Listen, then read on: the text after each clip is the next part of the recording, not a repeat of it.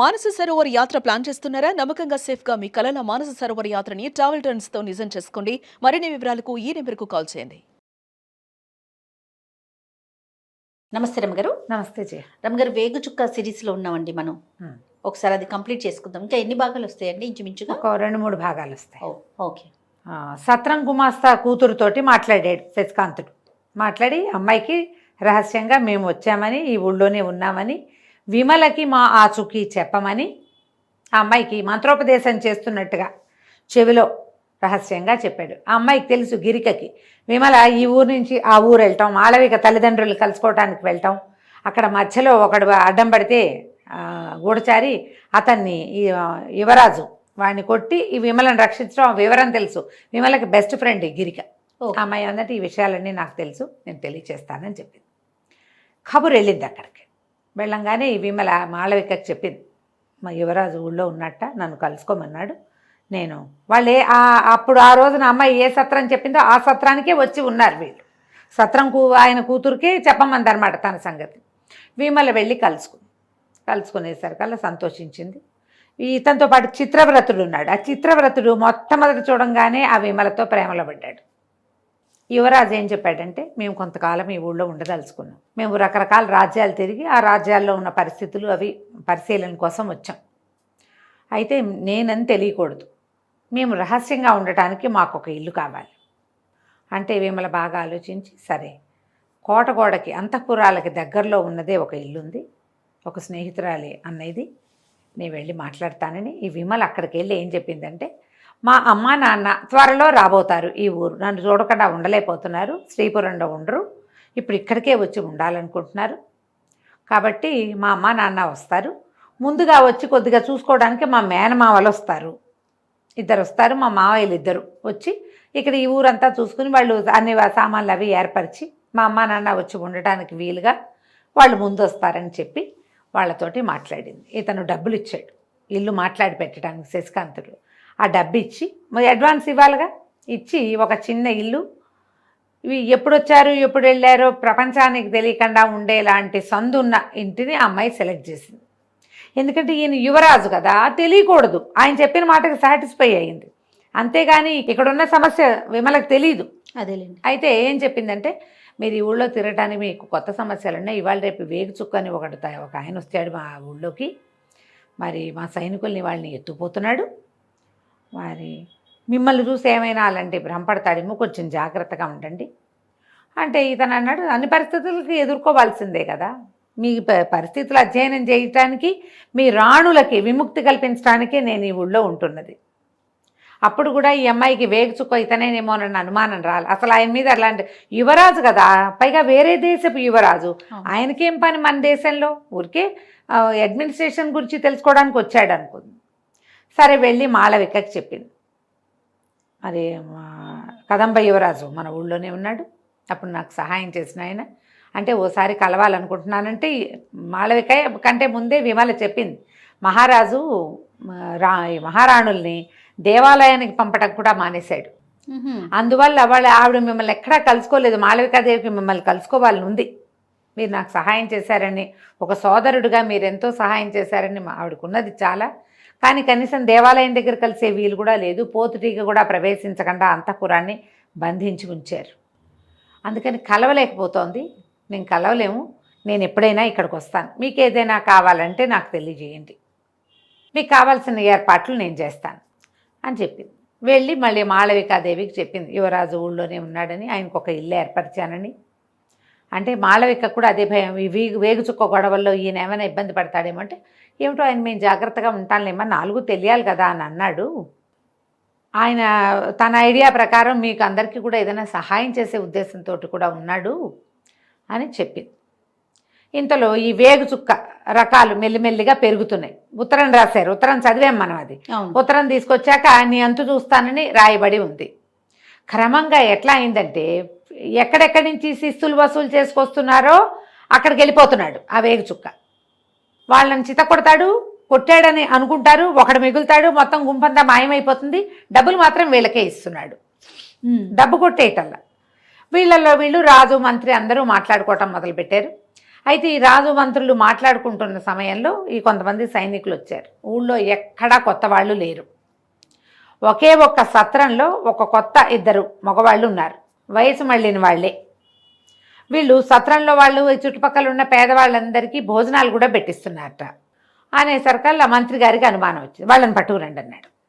వీళ్ళందరూ సత్రానికి వెళ్ళేసరికల్లా అప్పటికి వీళ్ళు వేరే ఇల్లు చూసి పెట్టిందిగా విమల. వీళ్ళిద్దరూ నిశ్శబ్దంగా అక్కడి నుంచి వెళ్ళిపోయారు. మళ్ళీ సైనికులు ఆలోచించుకుని వచ్చేసరికల్లా వాళ్ళు లేరు. వాళ్ళు ఏదో ఊరు వెళ్ళిపోతామన్నారండి. వాళ్ళు చెప్పింది ఏమిటి, దున్నపోతల పాలెం అలాంటి పేర్లు చెప్పారు. అసలు అలాంటి ఊళ్ళలో వెలుగొడ్ల పాలెం ఎక్కడుంది ఊరు? ఆ ఊరు పేరే అబద్ధమని మంత్రి గారికి డౌట్ వచ్చింది. ఊరు అయితే అసలు అట్లాంటిది, ఎవరో మనని మోసం చేస్తున్నారు, వాళ్ళు ఏమైనా వేషం వేసుకున్నారా ఏమిటంటే సత్రంలో ఎవరికీ తెలీదు. వాళ్ళ నిజ రూపాలు వాళ్ళు కూడా చూడలే. వచ్చిన వాళ్ళ కుర్రాళ్ళని తెలియదు వాళ్ళకి. కొద్దిగా పెద్దవాళ్ళు వయసు మళ్ళిన వాళ్ళ వేషాల్లో ఉన్నారు. వీళ్ళు ఇక్కడి నుంచి బయటకు వెళ్తారు, చటుక్కున వేషం తీసేస్తారు, వచ్చేటప్పుడే వేసుకొస్తున్నారు. వాళ్ళకి తెలీదు. వాళ్ళు వెళ్ళిపోతామన్నారండి, సొంత ఏదో పక్క ఊరు వెళ్తామన్నారు, ఇక్కడ లేరు వాళ్ళు అన్నాడు. ఇక ఇప్పుడు ఏం చేయాలి? మళ్ళీ వెనక్కి వచ్చారు సైనికులు. అక్కడ వాళ్ళు కూడా లేరు అని మొత్తం ఊరంతా తిరుగుతున్నారు. ప్రతి ఇంట్లోనూ గాలింపులు మొదలైనవి, ఇళ్లల్లో గాలిస్తున్నారు. ఒకవేళ విమలగా చూపించిన ఇంట్లోకి గాలింపుకు వచ్చినా ఇక్కడ ఉన్నది ఎవరు? విమల తాలూకు మేనమామలు.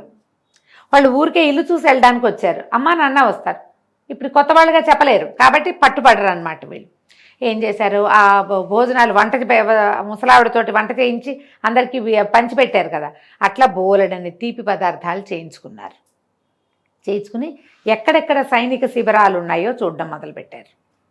ఇంతలో ఈ రాజు ఏం చేశాడు, ఒక 10 మంది ఏమంటారు కర్కోటకులు లాంటి వాళ్ళని, ఓ 50 మందిని సెలెక్ట్ చేశాడు. వీళ్ళు ఏమిటి, ఎవరు ఈ వేగు చుక్కని చంపి తీసుకొస్తారో వాళ్ళకి 1,00,000 వరహాలు ఇస్తానని. అమిత బలాఢ్యులు, తర్వాత క్రూరులు, వీళ్ళని సెలెక్ట్ చేశారు. వాళ్ళు ఏం చేస్తారు, ఒక్కొక్కళ్ళు ఒక్కొక్క వీధి మొగదల్లో కూర్చుని పెద్దవాళ్ళంతా మాట్లాడుకుంటూ ఉంటే ఆ మాటల్లో జొరబడి రాజు మీద వ్యతిరేకంగా ఉన్నట్టుగా మాట్లాడి ఎవరు వ్యతిరేకంగా మాట్లాడుతున్నారో వాళ్ళని పట్టుకునే ప్లాన్లో ఉన్నారు. సరిగ్గా ఈ శశికాంతుడు చిత్రవ్రతుడు ఒక పెద్దవాళ్ళని 10 మంది కూర్చుని మాట్లాడుకుంటున్న చోటుకి వెళ్ళారు. అక్కడ డిస్కషన్ వస్తుంది. ఆ వేగు చుక్క ఎవరో మన ప్రాణాలకే వచ్చాడు, ఈ రాజును చంపేస్తే బాగుండు అని ఇట్లా మాట్లాడుకుంటూ ఉండగా ఒక అతను వచ్చి కూర్చున్నాడు. వీళ్ళు గమనించారు, మామూలు సైనికుడుగా లేడు వీడు, అమిత బలాఢ్యుడు. అతని నడకలోనే భయం కొలిపే ఒక లక్షణం ఉంది.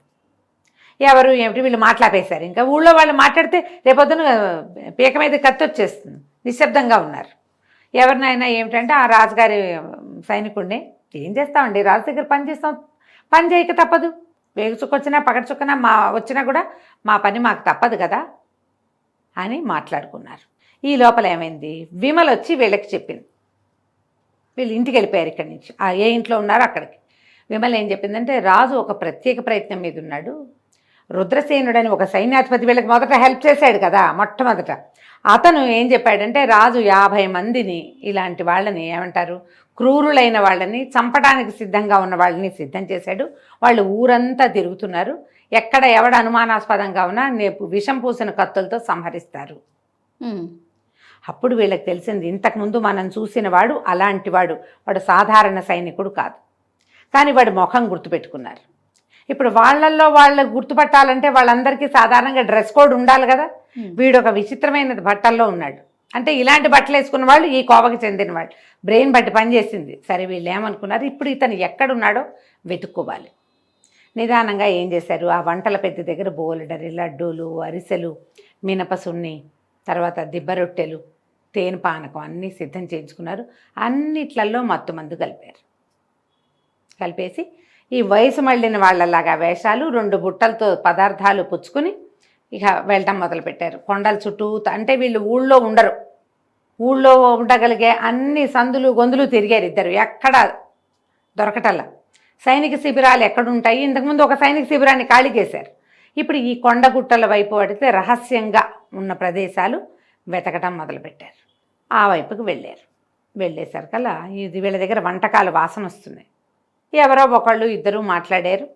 దారి మధ్యలో వీళ్ళు ఏం చేశారంటే, ప్లాన్డ్గా కొంత కిందకి పెట్టుకున్న వస్తువుల్లో ఏమి వెయ్యల, మామూలు వాళ్ళు ఎవరైనా అడిగితే ఇవ్వడానికి నెత్తి మీద ఉన్న బుట్టల్లో ఉన్న వాటిలోనే ఈ మత్తు మందు కలిపి పెట్టుకున్నారు. ఒకళ్ళు ఇద్దరు కనపడ్డారు. దూరం నుంచి ఎవరో పైనుంచి చూస్తూ ఈ తిండి పుచ్చుకొస్తున్న వాళ్ళిద్దరిని పట్టుకున్నారు. ఎవరో మీరు ఎక్కడికి వెళ్తున్నారు ఏమిటి సంగతి అంటే, మేము ఇట్లా స్వీట్లు అవి చేసి అమ్ముకుంటాం, తినుబండారాలు అమ్ముతామంటే మాకు కూడా ఇవ్వండి అన్నారు. మొత్తం అందరూ లడ్డూలు గిడ్డూలు పంచుకుని తిన్నారు. ఒకడు చొప్పున పడిపోయారు. పడిపోగానే ఏల ఐటమ్ ఏమిటి, వీళ్ళు ఎటు వెళ్తే అటు ఈ కదంబ సైనికులు వెనకాలే వస్తూ ఉంటారు. ఏలయంగానే పట్టేశారు. మొత్తం ఈ పడుకున్న వాళ్ళందరినీ బళ్ళ మీదకి ఎక్కించారు. బళ్ళు వెళ్ళిపోయినాయి. మళ్ళీ ఇక్కడున్న గుంపంతా మాయమైపోయింది. ఇక్కడ మనుషులేరి ఒకడు మిగిలాడు. వాడు చెప్తాడు, వాడు వెళ్ళి చెప్పాడు రాజుకి, మొత్తం అందరూ మాయమైపోయారు, వాళ్ళు ఏమి యుద్ధం చేయలేదు, ఏమీ చేయలేదు, ఏం జరిగిందో కూడా మాకు తెలీదు, నాకు మెలకు వచ్చేసరికల్లా వాళ్ళు ఎవరూ లేరు. రాజుకు ఆశ్చర్యం ఉంది, ఇంతమంది మనుషుల్ని ఎట్లా తీసుకెళ్తున్నారు బయటికి, ఊళ్ళో ఎక్కడా లేరు వాళ్ళు, ఊరు దాటిస్తున్నారేమో. ఊరు దాటిస్తే 50 మందినో 100 మందినో ఒక రకంగా దాటించాలంటే అది బండో లేకపోతే ఇవి రథాలు ఏవో ఉండాలి. ఏ రకంగా తీసుకెళ్తున్నారు వీళ్ళు? ప్రతిసారి ప్లాన్ మారుస్తారు. నూనె పీపాలు, కూరగాయల సంచులు, వాటి వెనకాలే మనుషులను ఉంచడం, ముందుకు సంచులు కనపడతాయి, వెనకాల మనుషులు ఉంటారు. సరే, రాజు మళ్ళీ ఈసారి ఊళ్ళో నుంచి బయటికి వెళ్ళే ప్రతి బండి చెక్ చేయమన్నాడు. రెండోసారి మళ్ళీ వీళ్ళు తినుబండారాలు పుచ్చుకుని ఇంకో వైపుకి వెళ్ళారు. అక్కడ పట్టుకున్నారు. మనుషులు మళ్ళీ పట్టారు అక్కడి నుంచి కూడా. ఈసారి నూనె పీపాలతోటి తీసుకుపోయారు. నూనె పీపాలు నడిచి వెళ్తున్నాయి, బళ్ళు ఆపారు. ఈ బళ్ళు ఆపేసరికల్లా నూనె పీపాలండి అని చెప్పితే వీళ్ళు రాజు ఏం చెప్పాడంటే ప్రతిదాన్ని చెక్ చేయమన్నాడు. పైగా ఆయన 1,00,000 వరహాలు ఇస్తానని చెప్తున్నాడు. 1,00,000 కావద్దు ఎవరికైనాను. సరే, ఏం చేశారు, ఒకటి పైకెక్కాడు. పైకెక్కి ఇదేమిటి నూనె పీపాలకి ఇన్ని కంతలు ఉన్నాయి, నూనె పీపాల కంతుంటే కారిపోదు, అదే కదా, ఇదేమో చూడడానికి నూనె పీపాగా ఉంది, కంత ఎందుకుందని ఇట్లా మూత తీయబోయాడు. ఈ పైకెక్కిన బండివాడు ముక్కు పగలగొట్టేశాడు ఆ సైనికుడు. అక్కడి నుంచి పక్కనే కొమ్ము బూరా బొడ్డును దోపుకుని ఉండేది తీసి బూరా ఊదేశాడు. ఊదంగాని ఆ 10 బళ్ళు ఆగినాయా, ఆ బళ్ళకి చుట్టూతా రక్షణగా జాగ్రత్తగా వస్తున్నారు కదంబ సైనికులు. ఎప్పుడైతే బూరా ప్రమాద సూచిక మోగిందో మొత్తం అంతా వచ్చి పడిపోయి ఈ సైనికులందరినీ చావుకొట్టారు. ఈ ఉన్న నూనె పీపాలతో పాటు ఈ కొట్టేసిన సైనికులందరినీ కూడా పీపాల్లో ఎక్కించి పంపించేశారు. వెతకడానికి వచ్చిన వాళ్ళని కూడా మళ్ళీ ఊరు దాటిచ్చేశారు. ఈ రకంగా ఎంతమంది సైనికులు ఊళ్ళో నుంచి బయటికి వెళ్ళిపోయారు. ప్రతిసారి ఇట్లా సైనికులు తప్పించుకోవటం, అంటే బయటికి వెళ్ళిపోవటం, ఊరంతా ప్రచారం అవటం, రాణుల మధ్యలో డిస్కషన్ రావటం మొదలైంది. ఎప్పుడో ఒకప్పుడు ఈ రాజు పేరడ విరగడైపోతుంది. కుందన వల్లని ఒక అమ్మాయిని పెళ్లి చేసుకున్నాడు, 30వ భార్య. ఆ అమ్మాయి ఏమంటుందంటే, చంపేద్దాం రాజుని, ఇదే సమయం. ఈ మధ్యలో వీళ్ళకి ఆ రాజు ఈ తలకాయ నొప్పులు, ఈ గోళాలు పడలేక భార్యల దగ్గరికి రావడం మానుకున్నాడు. వీళ్ళందరూ కూడా ఈ వేగు చుక్క అనే ఒక వ్యవహారం మొదలయ్యేసరికి మగవాళ్ల వేట మానేశారు రాణులు కూడా. ఏం జరుగుతుందో ఈ రాజ్యంలో ఏదో మార్పు రాబోతోంది. ఇప్పుడు ఎందుకు ఈ చపలత్వం? మనకి ఏదైనా ఒకవేళ విముక్తి వస్తుందేమో. ఈ జైలు, ఈ అమ్మా నాన్నని చూడకుండా ఉండటం, ఎక్కడికి వెళ్ళకూడదు, పంజరంలో చిలకల్లా ఉన్నాం, ఈ చిలకల జీవితాలు వద్దు అని వాళ్ళు కూడా ఈ మగవాళ్ల వేటలు అవి పూర్తిగా మానేసుకుని కూర్చున్నారు. రోజు వేగు చుక్క గురించి ఒక కొత్త సంగతి వింటాం, అందరూ కూర్చుని మాట్లాడుకుంటూ ఉంటాం. రేపు ఏం జరగబోతోంది, మనమే రాజుని పిలిచి ఏదైనా విషయం పెట్టి చంపేస్తే పీడ విరగడైపోతుంది, రాజ్యానికి పట్టింది అంటే. అందరు అమ్మో భర్తను చంపటమే అన్నారు. ఈ కుందన వాళ్ళది భర్త పాడా వీడు. ఒకళ్ళకైతే భర్త, 100 మందికి భర్త ఏమిటి, ఇంతమందికి 30 మందికి మనకు అక్కర్లేదు, హాయిగా ఫ్రీడమ్ అనుభవిస్తాం మనము, చంపేద్దాం రాజుని. ఎలాంటి ఆలోచనలు వస్తాయి మరి చూడండి. ఏదంటా చూడండి, బంధిస్తే పిల్లి కూడా పూలైపోతుందని. ఇలా ఈ కథ నడుస్తూ ఉండగా ఒకనాడు ఒక వింత జరిగింది. వీళ్ళు దొరికిపోయారు. ఎవరు? యువరాజు, చిత్రవ్రతుడు. పట్టేశారు వాళ్ళని. పట్టేసి ఇక అంటే వీళ్ళు అని తెలియటం కాదు, ఒక 2 తినుబండారాలు అమ్ముతున్నారు, పట్టుకున్నారు. పట్టేసిన తర్వాత ఏమైంది, కొంచెం కాస్త 4 అడుగులు ముందుకేసి వీళ్ళని ఎక్కిచ్చేసేయండి, ఇక దొరికిపోయినట్టే, వీళ్ళ వల్లే ఏదో జరుగుతోందని కేకలు పెట్టారు, అరిచారు. ఈ కేకలు అరుపులు అయ్యేసరికలు వీళ్ళిద్దరు పిక్కమొహం పడింది చిత్రవ్రతుడు. ఇంతలో ఏమైంది, అతనికి ఒక పరిచితమైన విజిల్ వినపడింది. కదంబ సైనికులు వీళ్ళు ఎటు వెళ్తే అటు వెళ్తారు కదా, ఎప్పుడైతే ఇక్కడ కోలాహలం పట్టండి కొట్టండి అన్న కేకలు వినపడ్డాయో ఆ గొంతులు మన వాళ్ళవి కాదు వీళ్ళవి అని అర్థమైందో సైనికులు వచ్చి పడ్డారు. యువరాజును విడిపించుకుని ఈ యువరాజును బంధించిన వాళ్ళందరినీ పట్టేసుకున్నారు. మొత్తం గుంపంతా మళ్ళీ బండెక్కారు, వెళ్ళిపోయారు. ఈ వెళ్ళిన వాళ్ళందరూ ఆ ఊళ్ళో జైళ్ళల్లో ఉంటున్నారు. హాయిగా శుభ్రంగా భోజనం పెడుతున్నారు, కులాసాగా ఆడుకొనిస్తున్నారు. వీళ్ళు మనని ఎందుకు తెచ్చారు అనేది వీళ్ళకి అర్థం కావటంలా. తెస్తే మనని జైల్లో ఉంచాలి, ఒక ముద్ద పెట్టాలి, ఒక ముద్ద కాదు షట్రసోపేతంగా భోజనం పెడుతున్నారు. హాయిగా కత్తి కటారుతో ప్రాక్టీస్ చేయడానికి బోల్డంత స్థలం ఉంది, ఫ్రీగా తిరగచ్చు, జస్ట్ బయటకు వెళ్ళలేదు అంతే. లోపల వీళ్ళు ఏం చేసినా అడిగేవాళ్ళు లేరు.